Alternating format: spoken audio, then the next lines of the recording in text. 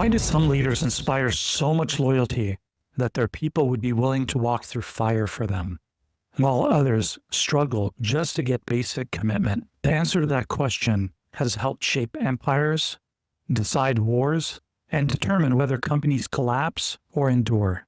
And that's the question we'll be exploring today: how to win the hearts and minds of your people, today on Legendary Leadership.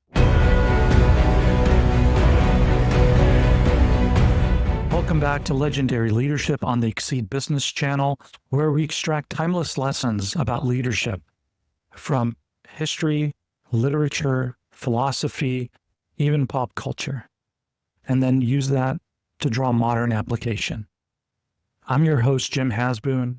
I'm CEO of EXXEED, and today we'll explore how to win the true loyalty of your people. Because here's the truth: you can buy compliance, but you can't buy commitment. And without commitment, no strategy, no vision, and no transformation survives.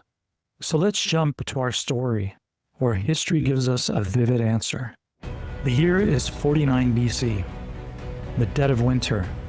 The icy wind cuts across northern Italy as Julius Caesar halts with the 13th Legion at the banks of the Rubicon River. Behind him, nearly a decade of conquest in Gaul. His men had followed him through rain, hunger, and blood. They had marched thousands of miles and endured brutal winters and stared death in the face, and yet he had won. They had transformed Rome's reputation on the battlefield. Ahead of him, Rome itself, and a choice. The Senate had ordered him to disband his army before entering the city. To obey would mean giving up power, returning as a private citizen, and becoming vulnerable to his rivals, a likely death sentence. To defy would mean treason, even civil war. Every soldier on that riverbank knew the gravity of this moment. History would hinge on Caesar's decision. But here's the point: he didn't stand there alone.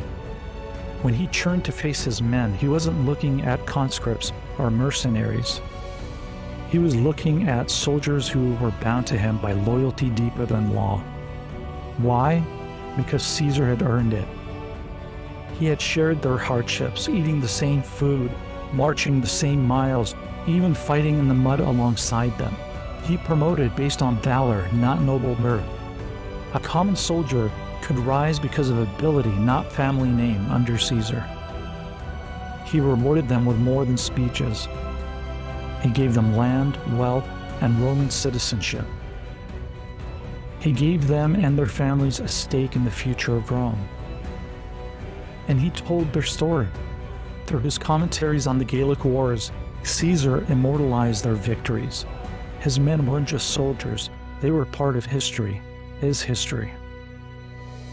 So when he finally took those fateful steps into the water and crossed the Rubicon, he didn't have to command them.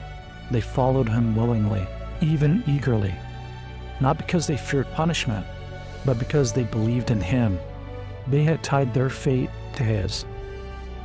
And from that moment on, the phrase "crossing the Rubicon" has meant passing the point of no return. But for Caesar, it also meant something else: the ultimate proof of loyalty, won by hearts and minds, not fear and force. As Sun Tzu wrote centuries earlier, treat your men as you would your own beloved sons, and they will follow you into the deepest valleys. This is the essence of winning hearts and minds. Fear can control people for a season. Titles can demand obedience. But when the stakes are highest, only trust, belief, and shared purpose win lasting commitment. We see the same principles in the stories we still tell today. General Maximus in Gladiator, his soldiers followed because he led from the front and shared their burdens. And what about Aragorn in the Lord of the Rings movies? His men charged into near certain death because he inspired love and respect, not fear. And these aren't just movie tropes, they're leadership truths. Let's look at some more modern examples in the business world. Let's take a look at Lou Gerstner in the 1990s. When IBM was on the brink of collapse back in the 1990s, Gerstner didn't start with cuts. He started with listening. He met with customers, employees, and partners. He scrapped the plan to break up the company, restored belief in the mission, and realigned incentives around client outcomes. He rebuilt trust, and in the process saved IBM. Back in the 20th century, Nordstrom became legendary for its service by trusting employees to use their judgment. Associates had the authority to do what was right for the customer, even if it meant breaking policy. That kind of empowerment created not just customer loyalty, but employee loyalty too.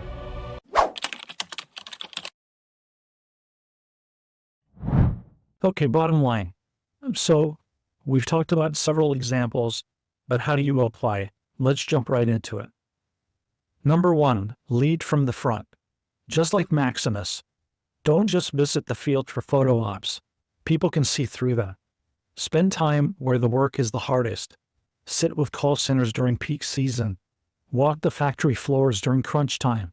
Join sales calls when accounts are on the line. Visibility in hard times creates credibility. No memo can match. Number 2, tie rewards to the mission. Evaluate your recognition systems, your reward systems. Are people rewarded for impact or for politics?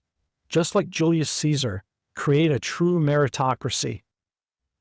Design recognition so rewards flow to those who drive outcomes, customer wins, innovation, safety, and performance.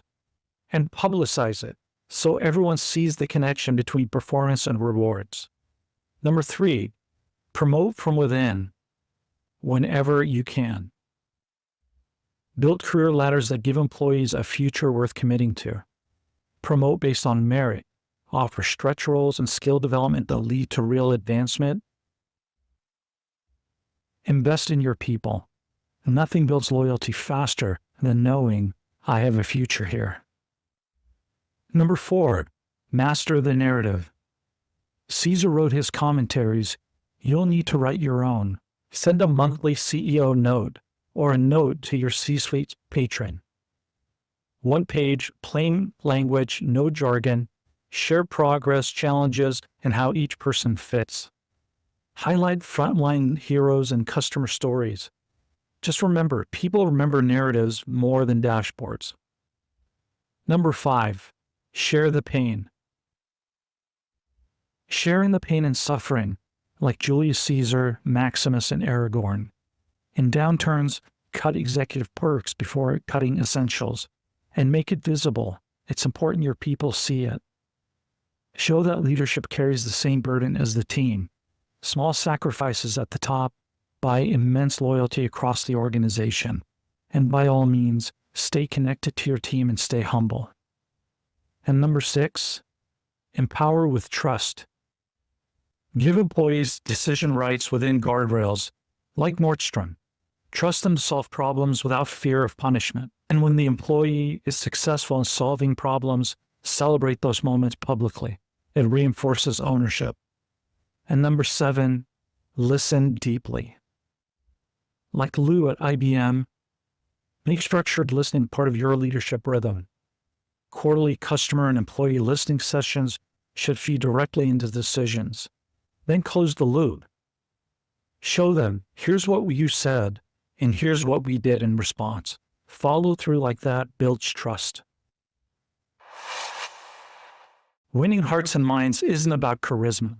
It's about execution, trust, and belief. It's the difference between your employees just doing their job and your employees fighting for your mission. At EXXEED, we help develop leaders that inspire this kind of loyalty.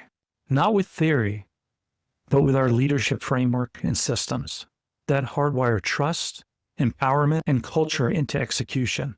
Because when you win the hearts and minds of your people, you don't just manage an organization, you end up leading a movement. I'd like to leave you with a few quotes. General Dwight Eisenhower once said, "You don't lead by hitting people over the head. That's assault, not leadership." And Herb Keller of Southwest Airlines once said, "Your employees come first, And if you treat your employees right, guess what? Your customers come back, and that makes your shareholders happy. Now, that's not soft leadership. That's a competitive advantage. If this video was helpful to you, please hit the like and the subscribe button. We'd also welcome your comments in the comments section. And for a deeper dive, feel free to download our free leadership framework. The link is in the description. Thanks again for joining us today on Legendary Leadership. I'm Jim Hazboun, and until next time, let's lead smarter together.